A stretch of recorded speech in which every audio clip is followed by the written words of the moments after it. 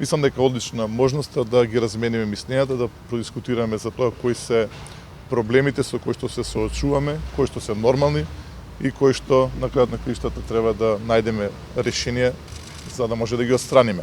Се надам и понатаму дека соработката помеѓу градот и општинен центар ќе биде во интерес на граѓаните, затоа што на крајот на краиштата ние сме избрани од граѓаните токму тоа да го правиме. Дали први не потребна дозвола од општина центар за истата да се реализира? Кажете ни за на плоштадот ВМРО имаше прашање и за паркинзите, бидејќи гледаме дека е хаос, секој паркира кај ќе стигне без соодветни налепници. Се надминаа ли проблемите со град Скопје? Поднесовте ли вие сообраќајни решенија до МВР? До каде е целата постапка? Откако дозволивме да има бесплатно паркирање во општинен центар, не мислам дека има хаос, зборам за она што е од страна граѓаните на општинен центар.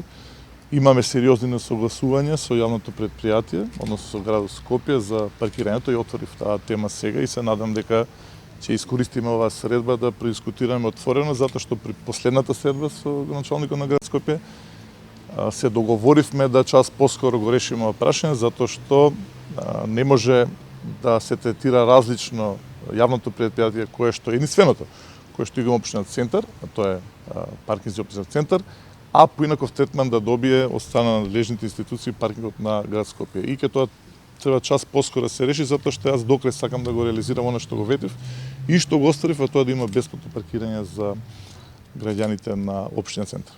Треба ли одобрение за градба за фонтаната на плоштадот Македонија кој што планира градот Скопје да За сета одобрение за градба, дали ќе се добие, зависи од тоа дали е тоа вклучено во деталниот урбанистички план. Пред тоа ме праша што со петте кули во ГТЦ. Исто важи и за петте кули во ГТЦ, исто како и за ГТЦ. Имено во деталниот урбанистички план Мал Ринг, градежната парцела на ГТЦ во која што се наоѓаат и петте кули не е третирана со параметри затоа што има една точка што значи, оние што се во урбанизмот го знаат тоа, дека има некаква дивоградба.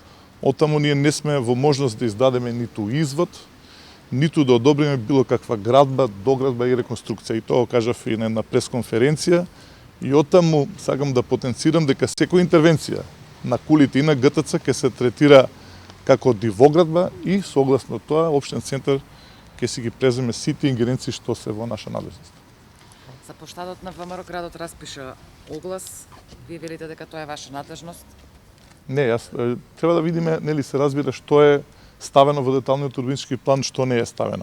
Мислам дека за плоштадот ВМРО, овде кога што видов имаше едно идејно решение, можам да ви го покажам, да видите во кој правец се размислувало претходното раководство, тоа идејно решение за кое што има награда.